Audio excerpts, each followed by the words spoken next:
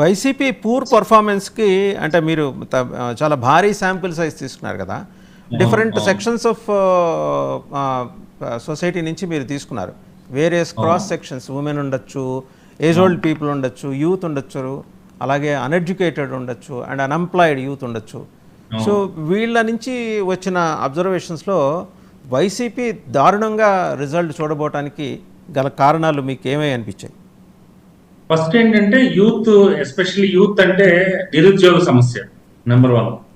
తర్వాత ఈ మహిళలు, వృద్ధులకి ఏంటంటే కొంత కంఫర్ట్ జోన్ ఎట్లా ఉందంటే ఆ పెన్షన్ అనేది నెల మొదటి వారంలోనే ఇంటికి వస్తుంది, అది కంఫర్ట్ జోన్లో ఉన్నారు.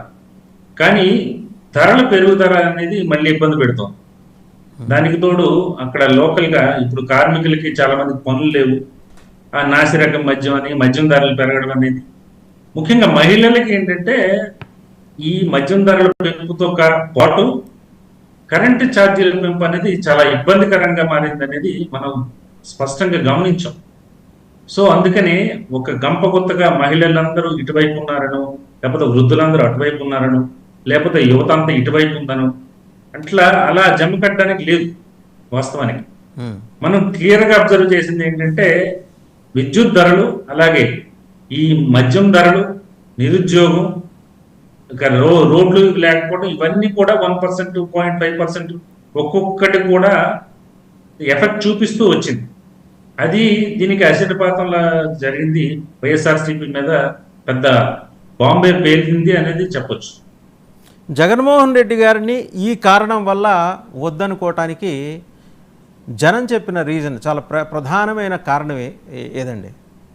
ఎస్, ఈ కారణం వల్ల మాకు ఆయన నచ్చలేదు, మాకు వద్దు, ఆయన తరఫున నుంచోబెడుతున్న ఎమ్మెల్యేలు కూడా మాకు వద్దు అని జనం నిర్దిష్టంగా ఏకీభవించిన ఒక్క పాయింట్ అంటే ఒక్క పాయింట్ ఎక్కడ కూడా ఉండదండి. అంటే గంప కొత్తగా ఈ పాయింట్ మీద విభేదించారు, ఈ పాయింట్ మీద నాకు జగన్మోహన్ రెడ్డి వద్దు అనేది ఏమి ఉండదు. అది నియోజకవర్గానికి మారుతుంది.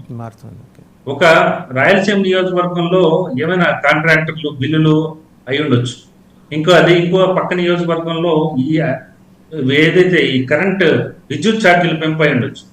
ముఖ్యంగా ఉత్తరాంధ్ర జిల్లాలో ఏంటంటే ఎక్కువ వలసలు వెళ్ళిపోతున్నారు, దానికి తోడు ఏంటంటే ఉద్యోగాలు లేవు, నిరుద్యోగ యువత ఎక్కువగా జనసేనతో ర్యాలీ అయిందని చెప్పొచ్చు.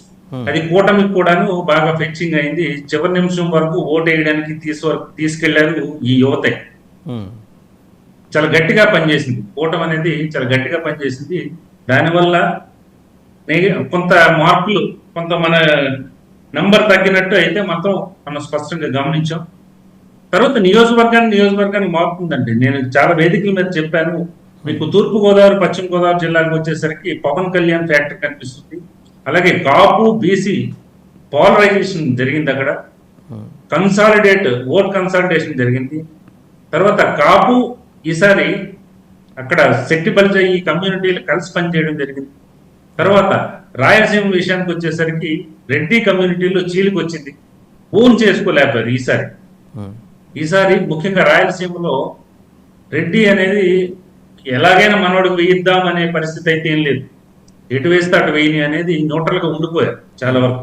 ఎందుకంటే అక్కడ కాంట్రాక్టర్ బిల్స్ లేకపోవడం అనేది డిఫరెంట్ రీజన్స్ ఉన్నాయండి. తర్వాత ఓవరాల్ గా ఇంపాక్ట్ చేసింది ఏంటంటే ల్యాండ్ టైటిలింగ్ యాక్ట్. ఈ ల్యాండ్ టైటిలింగ్ యాక్ట్ అనేది నిజంగా ఒక దశలో భయపడ్డారు జనాలు. దాంట్లో వాస్తవం ఎంత అవాస్తవం ఎంత అనేది నిరూపించుకోవడానికి కూడాను ముఖ్యంగా జగన్మోహన్ రెడ్డి అప్పటికి సీఎంకి అయితే మాత్రం అవకాశం కూడా లేకుండా పోయింది, టైం కూడా లేదు. వల్ల వివరణ ఇచ్చుకోలేకపోయింది అంటారా ప్రభుత్వం? ఇచ్చుకోలేకపోయారు. ఆయన కూడా ఒంటరి అయిపోయారు. ఏంటంటే ఇంతకు ముందు ఒకవైపు షర్మిల ఉంటేను, ఇంకోవైపు విజయం ఉంటేను ఏదో జరిగేది, ప్యారల్ గా క్యాంపెయిన్ జరిగేది. ఈసారి ఆయన ఒంటరి అయిపోయాడు. తర్వాత డ్యామేజ్ కంట్రోల్ కి సమయం లేకుండా పోవటం, ఆ భయంలో ఉన్నారా ప్రజలు? నిజంగా భయం అయితే మాత్రం